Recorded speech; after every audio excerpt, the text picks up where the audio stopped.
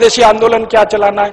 अपने गांव में विदेशी कंपनियों की सबसे ज्यादा बिकने वाली जो चीज है वो है रासायनिक खाद, जिसको हम यूरिया कहते हैं, डीएपी कहते हैं, सुपर फॉस्फेट कहते हैं, और रासायनिक कीटनाशक जिसको एंडोसल्फान कहते हैं, मेलाथियान कहते हैं, पैराथियान कहते हैं, बेंजीन हेक्साक्लोराइड कहते हैं। तो ये विदेशी कंपनियों के कीटनाशक और रासायनिक खाद ये किसानों के बीच में सबसे ज्यादा खरीदी जाती है, और एक साल में 4,80,000 करोड़ रुपए की खरीदी जाती है रासायनिक खाद और कीटनाशक। माने हमारे किसान हर साल रासायनिक खाद और कीटनाशक खरीदकर विदेशी कंपनियों को 4,80,000 करोड़ रुपए दे रहे हैं। ये भी हमको बचाना है। तो क्या करना है? किसानों को जब समझाना है जाकर गांव गांव में कि भैया ये रासायनिक खाद विदेशी है, ये मत डालो। तो किसान पूछेगा क्या डालें? तो उससे कहो गोबर की खाद डालो, ये रासायनिक खाद मत डालो। तो किसान पूछेगा जी गोबर की खाद में फायदा कम है, रासायनिक खाद में फायदा ज्यादा है। तो उसको बड़े प्रेम से समझाना है कि गोबर की खाद में ही फायदा ज्यादा है, रासायनिक खाद में फायदा तो बहुत कम है, क्योंकि रासायनिक खाद बहुत महंगी मिलती है। पहले एक कट्टा रासायनिक खाद मिलती थी 70 रुपए में, अब एक कट्टा रासायनिक खाद मिलती है 350 रुपए में, 300 रुपए में, 350 रुपए में, और कभी कभी ब्लैक हो जाए तो 500 रुपए में यूरिया। और हर साल कीमत बढ़ती जाती है। क्यों? क्योंकि ये रासायनिक खाद बनती है उन वस्तुओं से जिनको पेट्रोलियम प्रोडक्ट्स कहा जाता है, और सारे पेट्रोलियम प्रोडक्ट्स जिसको नेफ्था कहते हैं वो विदेशों से आता है। इसका पैसा पूरा विदेश में जाता है। किसानों को समझाइए ये कि बहुत महंगी पड़ती है। और इसकी महंगाई पता है दूसरी क्या है? एक बार आपने खेत में 1 कट्टा यूरिया डाल दिया तो अगली बार 2 कट्टा डालना पड़ेगा, 2 बोरे डालना पड़ेगा। और एक बार 2 बोरे पड़ गया तो अगली बार 3 बोरे डालना पड़ेगा। एक बार 3 पड़ गया तो फिर 4 डालना पड़ेगा। हर बार बढ़ता ही जाता है, बढ़ता ही जाता है, बढ़ता ही जाता है, खर्चा बढ़ता जाता है। और मालूम है रासायनिक खाद बहुत गर्म होता है। गर्म रासायनिक खाद यूरिया डीएपी आप डालते हैं, मिट्टी पूरी चटक जाती है गर्मी के कारण, तो पानी ज्यादा देना पड़ता है। गोबर की खाद लगा के खेती करें तो गेहूं की फसल लेने में 3 पानी लगता है।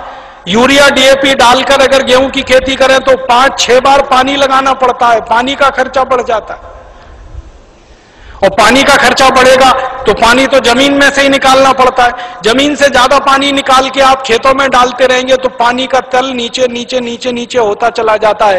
पहले पानी 25-30 फुट पे मिलता था, अब पानी 900 फुट तक नहीं मिलता खेतों में। तो किसानों को समझाइए कि यूरिया डालने से बड़ा भारी नुकसान है। एक तो हर साल खाद की मात्रा बढ़ानी पड़ती है, खर्चा बढ़ता है। दूसरा, हर साल पानी की मात्रा बढ़ानी पड़ती है, वो खर्चा बढ़ता है। और जहां पानी निकालने के लिए बिजली नहीं है वहां डीजल पंप चलाना पड़ता है, तो डीजल का खर्चा बढ़ता है। और डीजल कभी भी महंगा होता रहता है। एक जमाने में 7 रुपए लीटर मिलता था डीजल, अब 35 रुपए लीटर। 2-4 दिन के बाद ये 40 रुपए लीटर होने जा रहा है। फिर हो सकता है 1-1.5 साल में 100 रुपए लीटर हो जाए। किसान कहां जाएगा? मर जाएगा वो तो डीजल का खर्चा करते करते। और फिर एक और नुकसान होता है कि ये यूरिया डीएपी जब हम खेत में डालते हैं तो मिट्टी में ये केमिकल घुल जाते हैं, और मिट्टी में घुल गए तो पौधे की जड़ में आ जाते हैं, पौधे की जड़ से पौधे के तने में आ जाते हैं, पौधे के तने से पौधे के फल में आ जाते हैं, पौधे के फल में आ जाते हैं तो फिर वही फल हम खाते हैं, हमारे शरीर में आ जाते हैं। और हमारे शरीर में अगर ये जहर आ गया तो हमारी माताएं तो पूतना हो जाती हैं। आपने पूतना की कहानी सुनी? कृष्ण भगवान को जहर पिलाने के लिए आई थी। आज हमारी माताओं के दूध में जहर आ चुका है, अपने अपने बच्चों के लिए वो पूतना की स्थिति में है। आज हमारे देश की कई संस्थाओं ने माताओं के दूध का परीक्षण करवाया है, तो माताओं के दूध में वो सारे केमिकल हैं जो यूरिया में हैं। माताओं के दूध में वो सब केमिकल हैं जो कीटनाशक दवाओं में हैं, क्योंकि भोजन हम कर रहे हैं, भोजन के साथ वो शरीर में जा रहे हैं। और यही केमिकल हैं जो आपको कैंसर पैदा करवा रहे हैं, जो आप में डायबिटीज दे रहे हैं, जो आप में हाई ब्लड प्रेशर दे रहे हैं, हाइपरटेंशन दे रहे हैं। 148 किस्म की बीमारियां इन जहरों से पैदा होती है। इसलिए किसानों को समझाओ कि ये यूरिया डीएपी का जहर एक तो विदेशी है, ये बंद करो। दूसरा, ये शरीर को नुकसान देता है, इसलिए बंद करो। तीसरा, ये पैसे का नुकसान करता है, इसलिए बंद करो। तो किसान पूछेंगे भाई क्या करें? तो उनसे कहो गोबर का खाद डालो। अब किसान क्या पूछेगा आपको? सबसे पहले वो कहेगा गोबर के खाद से तो उत्पादन नहीं होता। तो उससे कहो गोबर के खाद से भी उत्पादन बहुत अच्छा होता है। यूरिया डीएपी से जितना नहीं होता, उससे तो ज्यादा गोबर के खाद से होता है। मैं तो पिछले 12-13 साल किसानों के बीच में काम करता रहा, महाराष्ट्र और कर्नाटक में। आप आइए, वहां देखिए, हजारों किसानों ने यूरिया डीएपी बंद करके गोबर का खाद डालना शुरू किया है। और जिस किसान के यूरिया डीएपी के खेत में 1 एकड़ में 20 से 25 मीट्रिक टन गन्ना होता था, आज उस किसान के खेत में गोबर का खाद डालने से 90 से 100 मीट्रिक टन गन्ना हो रहा है, कम नहीं होता है। जिन किसानों के खेत में यूरिया डीएपी डालने से 1 एकड़ में 12 कुंटल गेहूं होता था, आज उनके खेत में गोबर का खाद डालने से 20 से 22 कुंटल गेहूं हो रहा है। जिन किसानों के खेत में यूरिया डीएपी डालने से 1 एकड़ में 2.5 कुंटल कपास होती थी, आज उन किसानों के खेत में गोबर का खाद डालने से 7 कुंटल एकड़ का कपास हो रही है। ऐसे एक नहीं, हजारों किसान हैं महाराष्ट्र में, कर्नाटक में, थोड़ा अगर चलेंगे तो छत्तीसगढ़ में बहुत किसान है। 12 साल मैंने बहुत काम किया किसानों के बीच, जा जाके उनको ये सब सिखाया। गोबर की खाद से उत्पादन ज्यादा मिलता है यूरिया डीएपी की तुलना। क्यों मिलता है वो जानना चाहिए। बहुत बढ़िया बात है, जो आप जान लो तो आप किसानों को समझा सकते। गोबर की खाद जब हम खेत में डालते हैं तो होता क्या है? गोबर जो है ना, कई तरह के जीव जंतुओं का भोजन है। यूरिया जो है वो भोजन नहीं, जहर है। आपके खेत में एक जीव होता है जिसको केंचुआ कहते हैं। केंचुआ को किसी दिन पकड़ना और हाथ पे रखना और उसके ऊपर यूरिया डाल देना। 2-4 दाने ही यूरिया डालोगे, वो तड़पना शुरू हो जाएगा और 1 मिनट में मर जाएगा। हम जब खेत में टनों टन यूरिया डालते हैं ना, करोड़ों केंचुए मार डाले हमने यूरिया डाल डाल के। और केंचुए क्या करते हैं? केंचुए मिट्टी को नरम बनाते हैं, पोला बनाते हैं और उपजाऊ बनाते हैं। केंचुए का काम क्या है? ऊपर से नीचे जाना, नीचे से ऊपर जाना। पूरे दिन में वो 3 चक्कर नीचे ऊपर के लगाता है। नीचे जाएगा, फिर ऊपर आएगा, फिर नीचे जाएगा, फिर ऊपर आएगा। अब केंचुआ जिंदा है तो नीचे जाएगा, फिर ऊपर आएगा। केंचुआ जब नीचे जाता है तो एक रास्ता बनाते हुए जाता है, ऊपर आता है तो दूसरा रास्ता बनाते हुए आता है। तो परिणाम क्या होता है कि ये छोटे छोटे छिद्र जब मिट्टी में वो केंचुए तैयार कर देता है, तो बारिश का पानी इन्हीं छिद्रों में से नीचे एक एक बूंद नीचे रिसते हुए तल में जमा होता है। माने वाटर रिचार्जिंग का दुनिया में सबसे जबरदस्त काम कोई करता है तो केंचुआ करता है, और यूरिया के कारण ये मर जाता है। इसलिए यूरिया डालना माने किसान के लिए आत्महत्या करने के बराबर है। जिस किसान के खेत में यूरिया डलेगा, केंचुआ मर जाएगा। केंचुआ मरा तो मिट्टी में ऊपर नीचे कोई जाएगा नहीं, तो मिट्टी कठोर होती जाएगी, कड़क होती जाएगी। मिट्टी और रोटी के बारे में एक सत्य है कि इसको फेरते रहो, नहीं तो खत्म हो जाती है। रोटी को फेरना बंद करो, जल जाती है। मिट्टी को फेरना बंद करो, पत्थर जैसी हो जाती है। मिट्टी को फेरने का मतलब समझते हैं? ऊपर की मिट्टी नीचे, नीचे की मिट्टी ऊपर, ऊपर की नीचे, नीचे की ऊपर। ये केंचुआ ही करता है और कोई नहीं कर सकता।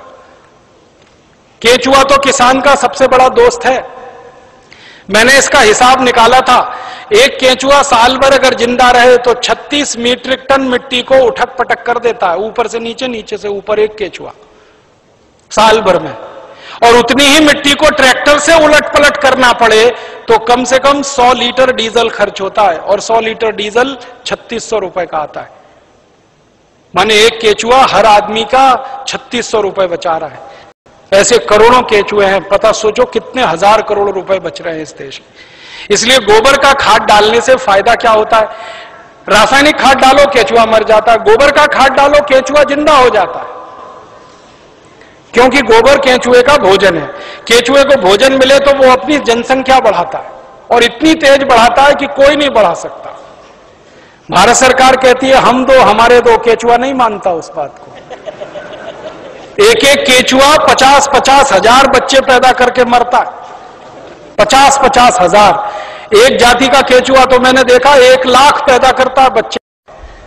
तो वो एक जिंदा है, उसने 1 लाख पैदा कर दिए, अब वो 1-1 लाख पैदा करेंगे, करोड़ों केंचुए हो जाएंगे अगर गोबर डालना शुरू किया। और केंचुए ज्यादा होंगे तो मिट्टी फिर उलट पुलट होने लगेगी, मिट्टी में छिद्र बनने लगेंगे, तो बारिश का जितना भी पानी गिरेगा सब मिट्टी में आ जाएगा। और पानी मिट्टी में गया तो नदियों में बेकार नहीं बहेगा, तो बाढ़ नहीं आएगी, तो समुद्र में फालतू पानी नहीं जाएगा। इस देश का करोड़ों करोड़ों रुपए का फायदा हो जाएगा।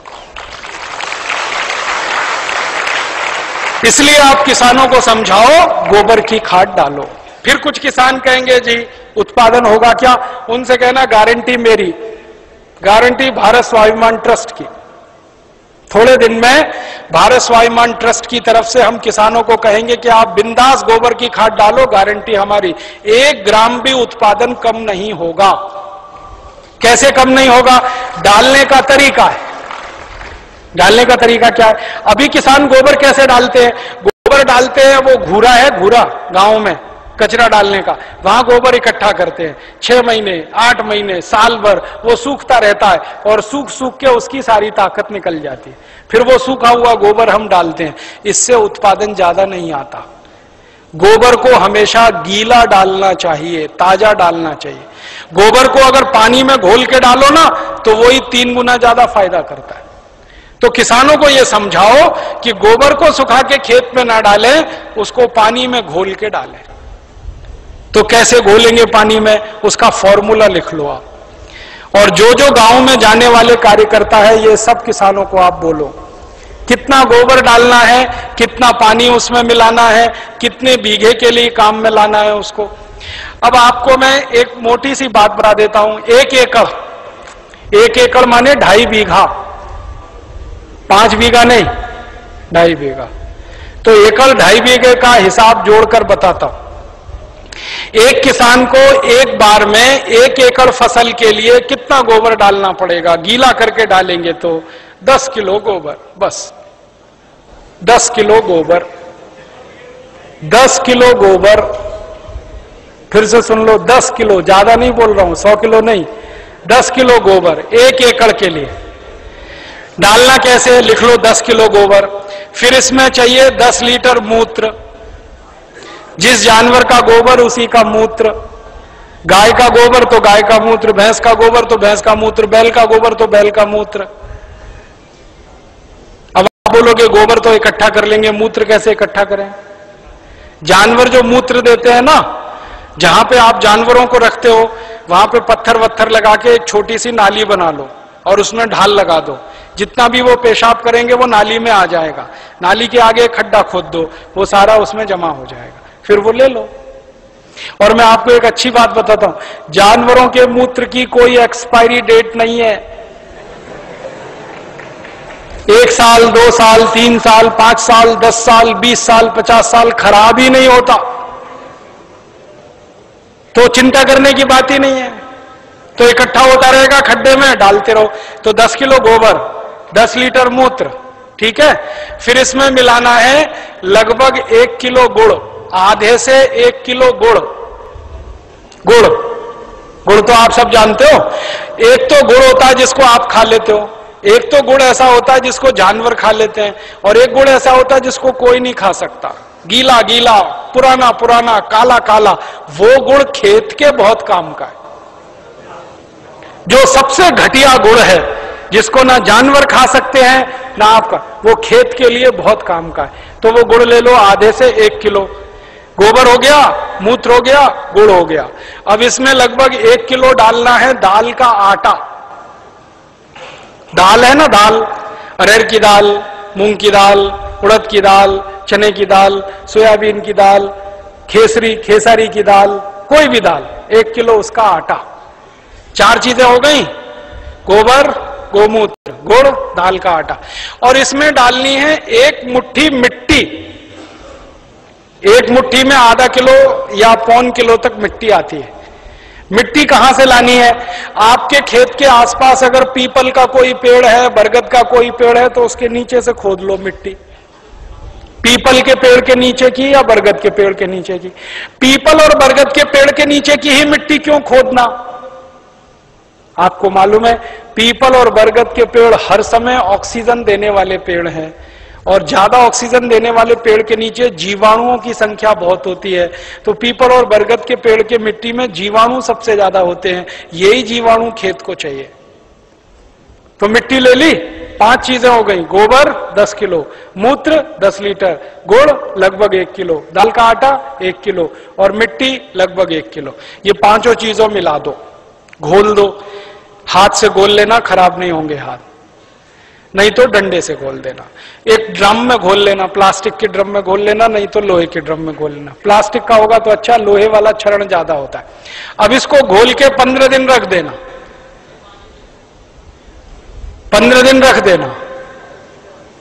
घोलने में तकलीफ आए तो थोड़ा पानी मिला देना, ज्यादा मत मिलाना, थोड़ा ही मिलाना। घोल के 15 दिन रख देना। 15 दिन के बाद यह खाद तैयार हो जाएगा। इस खाद में क्या होगा, करोड़ों करोड़ों सूक्ष्म जीवाणु पैदा हो जाएंगे। वो जो मिट्टी डाली ना, मिट्टी के जीवाणु अगर 1 लाख हैं तो 15 दिन में वो 100 करोड़ से ज्यादा हो जाएंगे। ढक के रख लो तो अच्छा है, छांव में रखना सबसे अच्छा, धूप में बिल्कुल मत रखना, पेड़ के नीचे की छांव में रखना, नहीं तो कोई ऐसी जगह रखना जहां सूर्य का प्रकाश ना आता हो, और इस पे कपड़ा बांध दो, ढक्कन लगा दो, जैसे है ढक लो। अब ये 15 दिन में तैयार हो गया, इसमें करोड़ों जीवाणु तैयार हो गए। अब ये जीवाणु घोल, इसको जीवाणु घोल कहते हैं, इसको खेत में डालना है। डालने से पहले इसमें पानी मिलाना है, और पानी कितना मिलाना है, जितना गोबर था उसका 10 गुना पानी, 10 गुना कम से कम 100 लीटर पानी। 10 किलो गोबर तो 100 लीटर पानी, और ज्यादा से ज्यादा पानी मिला सकते हैं तो 200 लीटर। तो 100 से 200 लीटर पानी मिला लिया। अब ये पूरा परफेक्ट घोल हो गया। इसको 1 एकड़ के खेत में छिड़कना है, जैसे पानी छिड़कते हैं ना मिट्टी दबाने के लिए, ऐसे ही छिड़कना है बस। आप इसको छिड़क देंगे तो ये करोड़ों जीवाणु मिट्टी में पहुंच जाएंगे, तो मिट्टी में जीवाणुओं की संख्या बढ़ती जाएगी, और मिट्टी में सारा खेल खेलने का काम जीवाणु करते हैं। आपको मालूम है जीवाणु क्या करते हैं? जीवाणु सारा काम करते हैं। पौधे की जड़ को नाइट्रोजन की जरूरत है तो ये जीवाणु उपलब्ध कराते हैं। पौधे की जड़ को कैल्शियम चाहिए तो ये जीवाणु उपलब्ध कराते हैं। पौधे की जड़ को आयरन चाहिए तो ये जीवाणु, माने पौधे को बड़ा होने के लिए जितने भी सूक्ष्म पोषक तत्व चाहिए और फिर वो हमारे शरीर में वास्तव में चाहिए, वो सब इन जीवाणुओं की करामात से ही मिलता है। तो पौधे की जड़ को भरपूर सूक्ष्म पोषक तत्व मिलने लगेंगे, पौधे की बढ़त बहुत तेज होगी, और जिस पौधे की बढ़त अच्छी होगी उसका फल अच्छा होगा, जिसका फल अच्छा होगा उसका उत्पादन अच्छा होगा। अब इसमें समय लिख लो, कितनी बार डालना, कब डालना।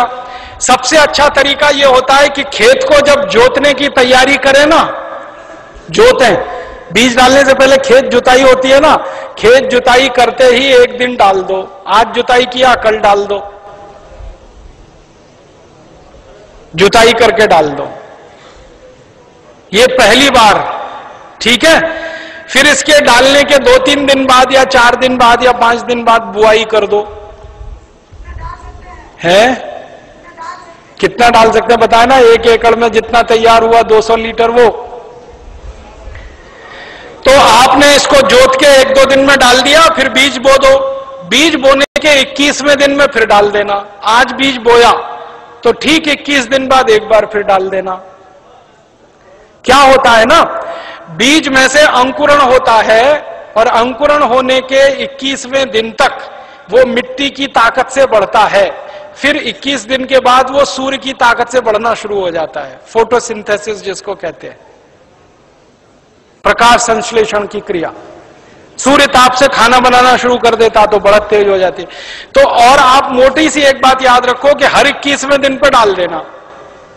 आज डाला, 21 दिन बाद डाला, फिर 21 दिन बाद डाला, फिर 21 दिन बाद डाला, तो एक फसल अगर आप समझ लो 4 महीने की है तो लगभग 5 बार डालना पड़ेगा। कोई फसल 6 महीने की है तो 7-8 बार डालना पड़ेगा। 8 महीने की है तो 10-1 बार डालना पड़ेगा। अब इसमें खर्चा क्या है? जानवर अगर घर के हैं तो गोबर फोकट का, मूत्र फोकट का। गुड़ मैं कह रहा हूं सबसे सड़ा हुआ, जिसको फेंक देते हैं, वो भी फोकट में मिल जाएगा। पानी तो फोकट का है ही, थोड़ा दाल वाल लेना पड़ेगा तो उसका खर्चा आएगा, लेकिन किसान अगर दाल पैदा करता है तो वो भी घर की हो जाएगी। माने खाद बनाने का खर्चा लगभग शून्य आएगा। मेहनत लगेगी, पूंजी में पैसा कम से कम खर्च होगा। और ये खाद जो तैयार होगी इसमें जबरदस्त क्वालिटी है, क्योंकि इसमें कैल्शियम भरपूर, आयरन भरपूर, फास्फोरस भरपूर। क्या क्या इसमें है? गोबर है, गोबर में कैल्शियम है, आयरन है, सल्फर है, सिलिकॉन है, कोबाल्ट है, मैग्नीशियम है, मैग्नीज है, 18 सूक्ष्म पोषक तत्व हैं जो चाहिए मिट्टी को। फिर गुड़ है, गुड़ में जबरदस्त फास्फोरस है, गुड़ में जबरदस्त कैल्शियम है, फिर मूत्र में ये सब है। तो जो सूक्ष्म पोषक तत्व तो हमें चाहिए वही मिट्टी को चाहिए, वो सब इस खाद में भरपूर है। यूरिया में नहीं है, डीएपी में नहीं है, यूरिया में कैल्शियम नहीं है, डीएपी में कैल्शियम नहीं है। और कैल्शियम सबसे प्रमुख आधार है मिट्टी के लिए, क्योंकि खेत में कैल्शियम होगा तो पौधे में होगा, पौधे में होगा तो फल में होगा, फल में होगा तो भोजन में होगा, भोजन में होगा तो शरीर में होगा, शरीर में होगा तो हड्डियां मजबूत, हड्डियां मजबूत तो शरीर मजबूत। ये सारा साइकिल इसी कैल्शियम के उस पे है। तो ये तो गोबर की खाद से ही मिलेगा, यूरिया डीएपी से मिलने ही वाला नहीं है। तो किसान को ये समझाइए आप। अब आपको समझ में आ गया, हर 21 दिन में डालना है, जबरदस्त फसल आएगी। पहली बार जब आप डालोगे ना तो किसान थोड़ा झिझक करेगा, उसको भरोसा नहीं है, विश्वास नहीं है, तो उसको कहना कि भाई तुम डालो, नुकसान तुम्हारा नहीं होगा। मैंने बहुत किसानों का हिसाब निकाला है, खराब से खराब खेत में जब गोबर का खाद डालते हैं ना तो गेहूं का उत्पादन पहले साल की तुलना में थोड़ा ही कम आता है, लेकिन उत्पादन जितना कम आता है उससे ज्यादा खर्चा बच जाता है, तो वो बराबर मामला बैठता है। हम यूरिया डीएपी में खर्चा करते हैं हजारों रुपए का, तब उत्पादन लेते हैं। यहां खर्चा ही नहीं है, थोड़ा उत्पादन कम भी हुआ तो फायदा ही है, नुकसान कुछ नहीं, इसलिए किसी किसान का नुकसान नहीं। और 2-3 साल लगातार आपने डाल दिया तो उत्पादन बढ़ना शुरू हो जाता है, लगातार बढ़ता है। और 10-12 साल में तो कई खेत ऐसे हैं जहां उत्पादन सीधे डबल हो जाता है, 100% की बढ़ोतरी हो जाती है।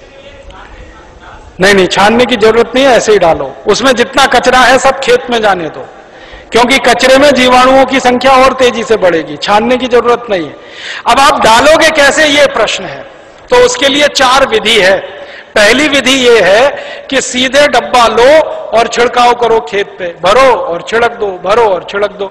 अब कहोगे जी खेत बहुत बड़ा है, ये तो नहीं चल सकता, तो दूसरा तरीका बताता हूं। खेत में पानी लगाते हैं ना, पानी में डाल दो।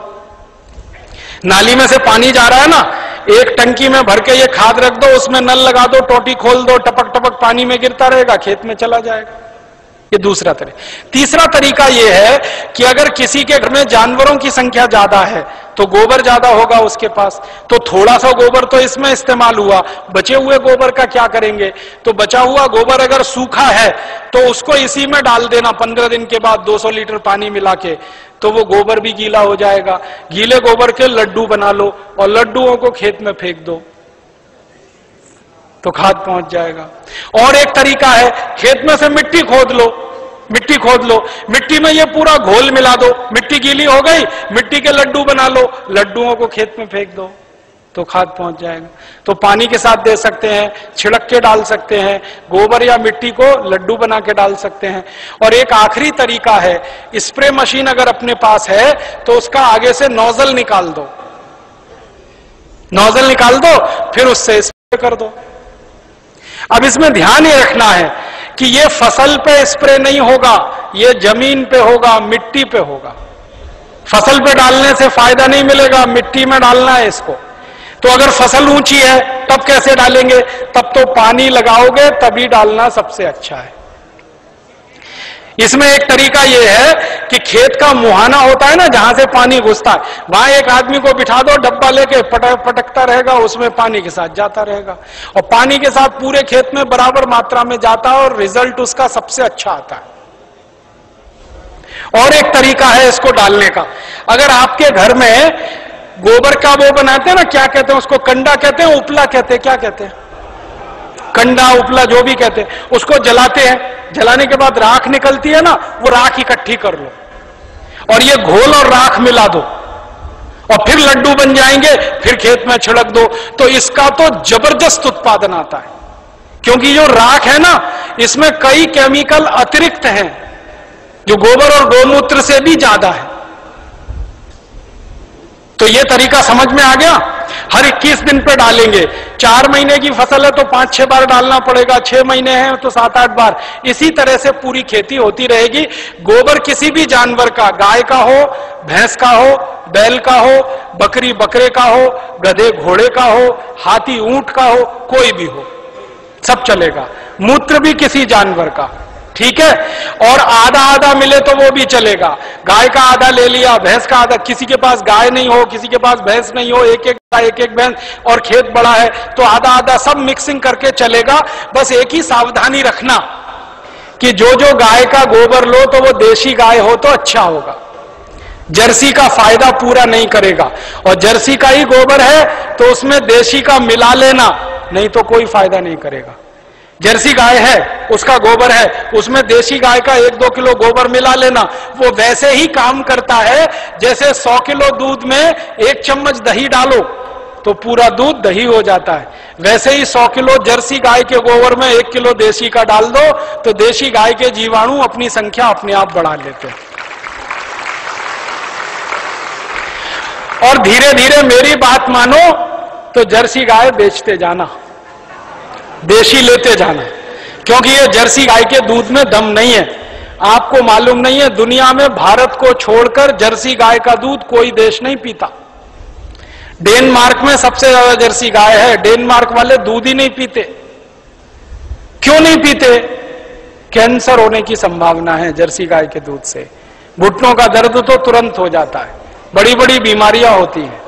और जर्सी गाय को एक खतरनाक बीमारी होती है, मैड काउ डिसीज। उस बीमारी के चक्कर में दूध भी उसका प्रदूषित होता है, इसलिए जर्सी का दूध दुनिया में कोई नहीं पीता। डेनमार्क की सरकार तो दूध ज्यादा होने पर समुद्र में फेंकवा देती है। आपको सुनकर हैरानी होगी, डेनमार्क में दूध बहुत है, चाय बिना दूध की पीते हैं सबके सब, क्योंकि वो दूध उनको खराब लगता है। तो जर्सी गाय बेच के देशी लेते जाना। भैंस हो तो उसका तो चल जाएगा, बैल का चल जाए। अब एक आखिरी चीज और बता दूं, उसको आप लिख लो। ये तो हुआ खाद। अब किसान कहेगा कीड़ा लग गया, तो कीड़ा लग सकता है ना, तो उसका भी एक फॉर्मूला लिख लो। कीड़ा अगर लगता है, कीट लगता है, तो उसकी दवा भी हम खुद बना के छिड़क सकते हैं, पैसा खर्च करने की जरूरत नहीं। कीड़ा मारने की दवा कैसे बनेगी? 20 लीटर जानवरों का पेशाब ले लो, गाय का, बैल का, भैंस का, 20 लीटर, ठीक है। ये 1 एकड़ के लिए बता रहा हूं। फिर इसमें 2.5-3 किलो नीम के पत्ते की चटनी डाल देना। नीम के पत्ते की चटनी, नीम का पत्ता है, पीस के चटनी बना के डाल देना, 2.5-3 किलो। और आकड़ा देखा है? आकड़ा के पेड़ के पत्ते की भी चटनी डाल देना, 2.5-3 किलो। आकड़ा, आक कहते हैं, आक, कुछ लोग अकौआ कहते हैं उसको। आक, आकड़ा, अकौआ, हाँ वही जो हनुमान जी पे चढ़ाते हैं, जिसमें सफेद सफेद दूध निकलता है। और एक तीसरा पत्ता है, सुनो सुनो भाई, एक तीसरा पत्ता है बेशरम। बेशरम जो है ना, अक्सर गांव में घुसते हैं ना, तो दोनों तरफ किनारे किनारे लगा रहता है, पान के जैसा पत्ता, बैगनी रंग का फूल आता है, उसमें ना खुशबू होती है ना कुछ होता है, बिना पानी के बिना बीज के होता है, इसलिए बेशरम कहते हैं। तो 2-2.5 किलो ले लो। और एक पत्ता है, आपके गांव में अगर मिले तो सीताफल का पत्ता, शरीफा जिसको कहते हैं, सीताफल शरीफा, उसका पत्ता 2-2.5 किलो ले लो। और अगर गांव में मिल जाए ना तो वो घास आती है ना, कांग्रेस घास, उसको चटनी बना के डाल दो, 2-2.5 किलो। और इसमें थोड़ा सा खूब तीखी लाल मिर्च हो, हरी मिर्च हो, तो वो पीस के डाल दो, 250-300 ग्राम। लहसुन पीस के डाल दो, आधा किलो के करीब। गाजर घास, वही वही।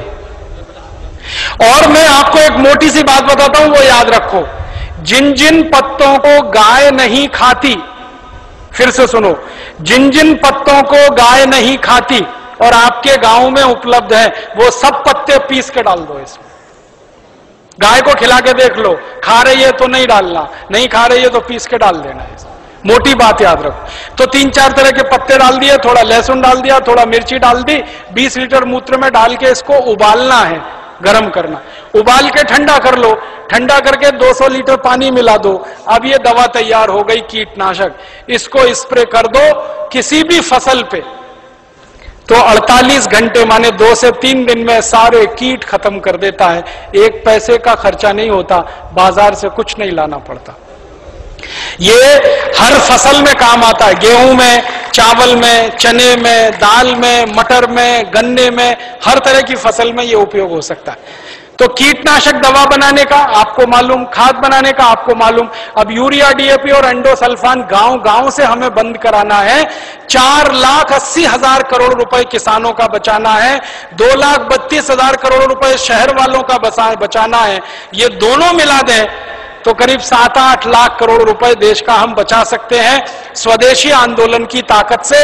और बाहर से जो इंपोर्ट हो रहा है करीब 7 लाख करोड़ का, अगर पक्के स्वदेशी वाले लोग हो जाएं तो इंपोर्टेड चीजें भी बंद हो सकती हैं। 14 लाख करोड़ का फायदा, माने इतना बड़ा फायदा हम पूरे देश को दे सकते हैं अपने स्वदेशी आंदोलन और अभियान से। इसलिए स्वदेशी आंदोलन और अभियान को गांव गांव जाके चलाना है। और आपको इसके लिए उस जमाने में लोकमान्य तिलक ने जैसा परिश्रम किया, महात्मा गांधी ने जैसा परिश्रम किया, विपिन चंद्र पाल ने जैसा परिश्रम किया और क्रांतिवीरों ने जैसे परिश्रम किया, वैसा ही परिश्रम आपको करना है। ताकि क्या होगा, जैसे आज हम लोकमान्य तिलक का नाम याद रखते हैं अपने देश के लिए, अपनी सभ्यता के लिए, अपनी आजादी के लिए, वैसे ही आपका नाम आने वाली पीढ़ियां याद रखेंगी इस देश के दूसरे स्वदेशी आंदोलन के लिए। ऐसा कहकर मैं आपका आभार व्यक्त करता हूं, बहुत बहुत आपको धन्यवाद देता हूं।